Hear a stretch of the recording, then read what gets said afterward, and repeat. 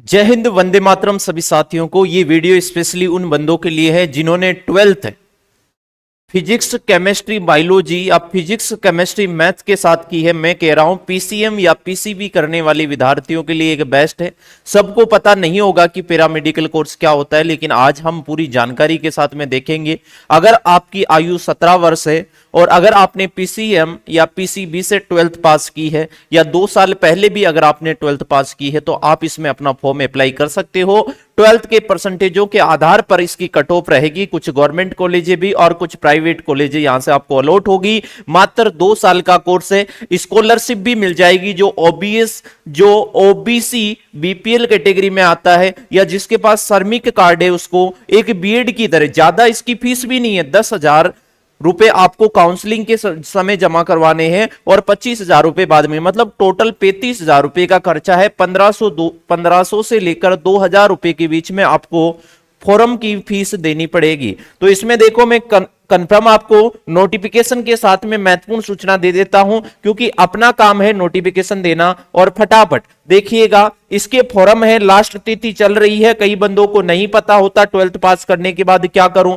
कोई बीएससी कर रहा है, कोई बीएससी नर्सिंग कर रहा है, तो बीएससी नर्सिंग से बढ़िया पीसीएम और पीसीबी वालों के लिए ये बहुत ही बढ़िया कोर्सेज है, ध्यान रखना। डिप्लोमा, अब देखो आप ब्लड बैंक टेक्नोलॉजी में डिप्लोमा ले सकते हो। 1 अक्टूबर से 31 अक्टूबर तक, 31 अक्टूबर लास्ट डेट है 2023-24 के लिए। 2 साल का एक बेहतरीन डिप्लोमा आपको यहां से मिल जाएगा। सर कौन कौन से डिपार्टमेंट है, किन किन से हम करें, कौन सा, जो भी आपका इच्छुक हो। Diploma in blood bank, diploma in cath lab technology, diploma in dialysis technology, diploma in ECG technology, diploma in double EG technology, diploma in emergency and trauma care technology और diploma in endoscopy technology, diploma in medical laboratory technology, diploma in operation theatre, diploma in और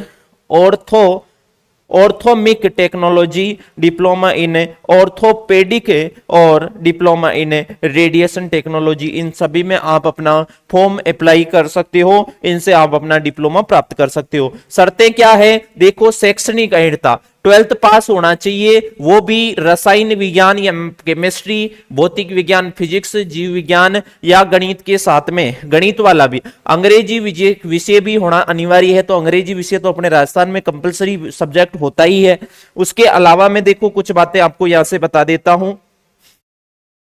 ये website दे रखी है, counselling की website दे रखी है। इस पे आपको 31 अक्टूबर से पहले फॉर्म अप्लाई करना है दोस्तों। कितने से? 31 अक्टूबर से पहले। और जो आवश्यक डॉक्यूमेंट्स है वो भी मैं बता देता हूं आप लोगों को। कितनी फीस लगेगी वो भी मैं आप लोगों को पूरा बताने वाला हूं। तो देखिएगा, सबसे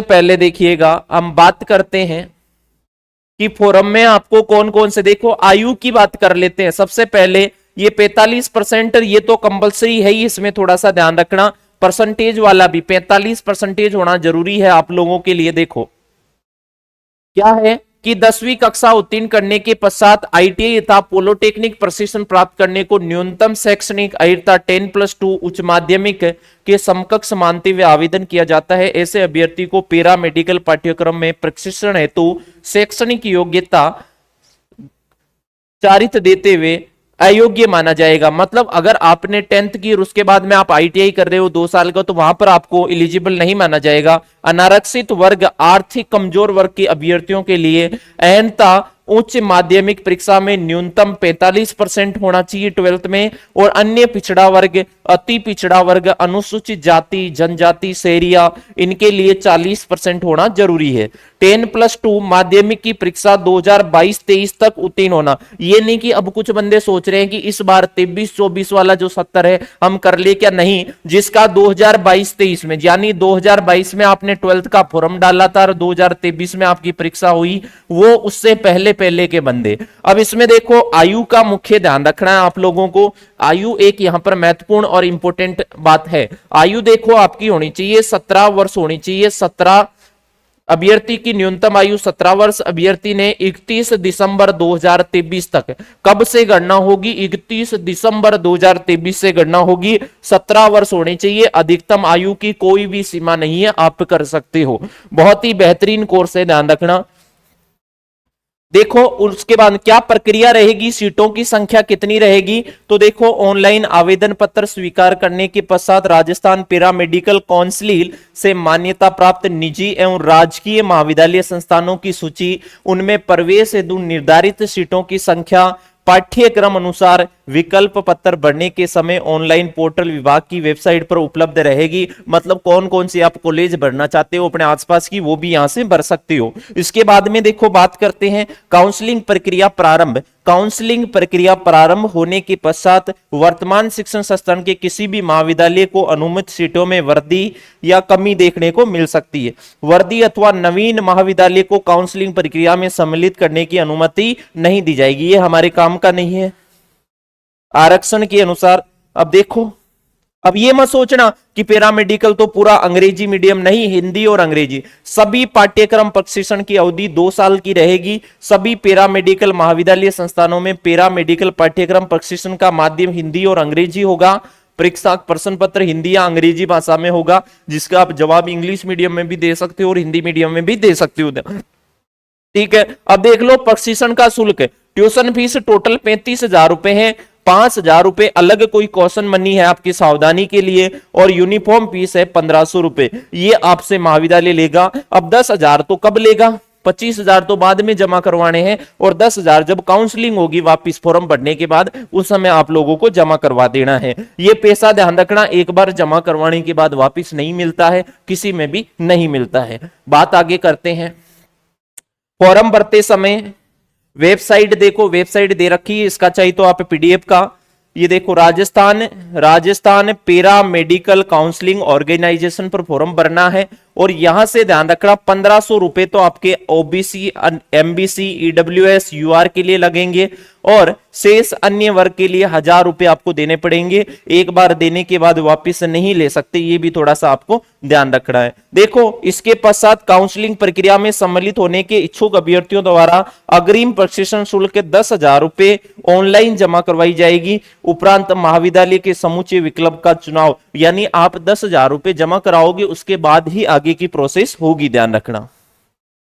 देखो काउंसलिंग प्रक्रिया प्रारंभ किए जाने के अंतिम तिथि तक प्राप्त समस्त आवेदनों की आरक्षित श्रेणी अनुसार अंतिम वरीयता सूची जारी की जाएगी, और इसी वरीयता सूची को काउंसलिंग की वेबसाइट पर प्रकाशित किया जाएगा।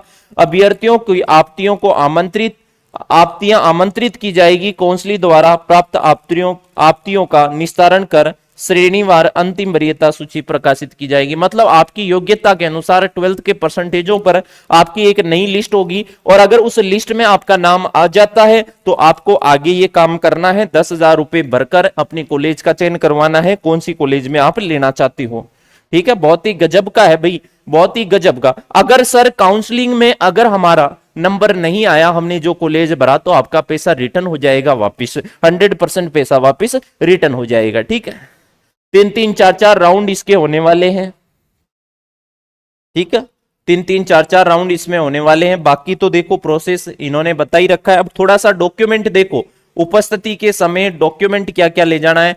10वीं की मार्कशीट और 12वीं की मार्कशीट ले जानी है आपको, साथ में पर माइग्रेशन सर्टिफिकेट, जहां से अंतिम शिक्षा हुई। अगर आपने बीएससी की है तो लास्ट में बीएससी वाला ले जाओ, और अगर आपने 12th की है तो 12th वाला ले जाओ। मूल निवास, जाति प्रमाण पत्र लागू हो तो, है ना, और अन्य पिछड़ा वर्ग प्रमाण पत्र 1 साल से ज्यादा स्वीकार नहीं होगा। तो ये डॉक्यूमेंट भी आपको पहले ही बनवा लेना है, ताकि लास्ट तिथि आए और आप अपने डॉक्यूमेंट जमा करवा सको। मैं कहूं बेस्ट कोर्स है सरकारी नौकरी। अगर आपने पीसीएम या पीसीबी से किया है तो बेस्ट है, मैं बताऊं इससे बेस्ट कुछ नहीं हो सकता।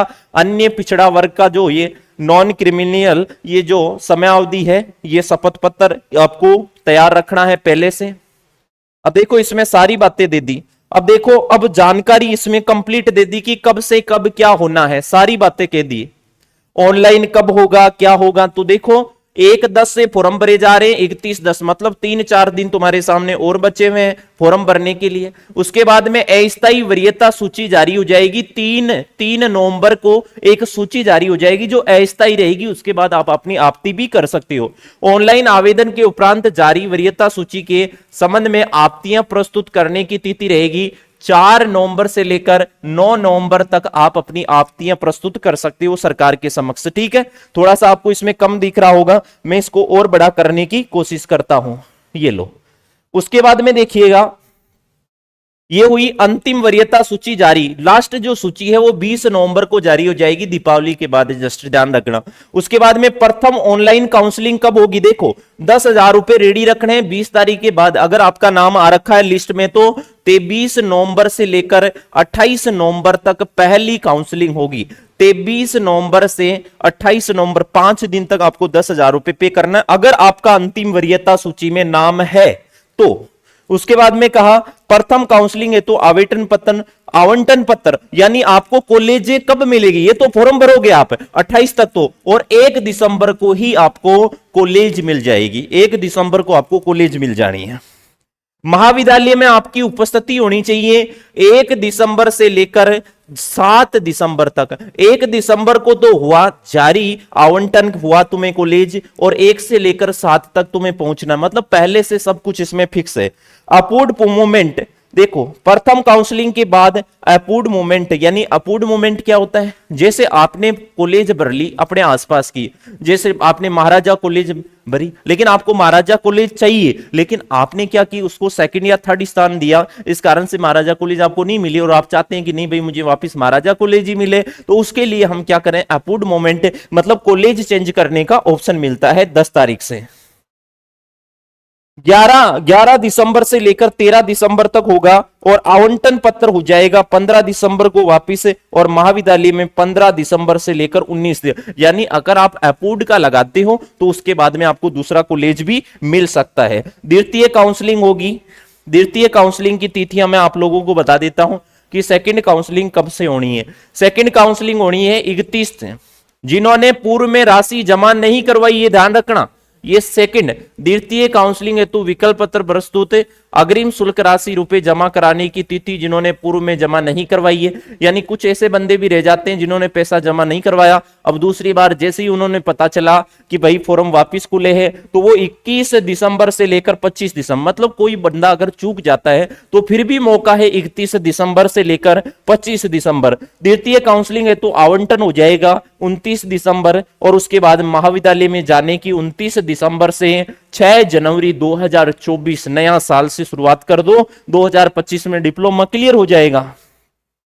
चलो ये बातें। उसके बाद में देखो काउंसलिंग अपूर्ड लगा सकते हो। फिर तृतीय काउंसलिंग, फिर भी आपने अगर राशि जमा नहीं करवाई तो सरकार तृतीय काउंसलिंग भी करवाएगी, और वो 2024 में होगी, 19/1/2024 से 25/1/2024। उसके बाद में ये तिथि आपको आगे की ध्यान रखना है। तृतीय ऑनलाइन काउंसलिंग के पश्चात अपूर्ण मूवमेंट नहीं किया जाएगा, उपरोक्त कार्यक्रम में बदलाव भी कर सके, काउंसलिंग के पास रहेगा। ध्यान रखना, ये बेस्ट से बेस्ट मैंने आप लोगों को बता दिया है। मैं कह रहा हूं डिप्लोमा कर लेना पैरामेडिकल का, बहुत ही शानदार डिप्लोमा है। अगर इससे अधिक जानकारी आप लोगों को चाहिए या आप लोग किस कॉलेज से करना चाहते हैं तो वो भी आप मुझे इस नंबर पे बता सकते हो। अगर आपको कोई भी समस्या इसमें हो रही है तो आप मेरे से संपर्क कर सकते हो। अपनी academy real life academy Kuchaman city Rajasthan में है, यहाँ पर भी कई पैरामेडिकल कॉलेज हैं, तो आप यहाँ आकर भी अपनी तैयारी को बेहतरीन कर सकते हो। डिप्लोमा के साथ आप तैयारी भी कर सकते हो। सभी को जय हिंद, वंदे मातरम।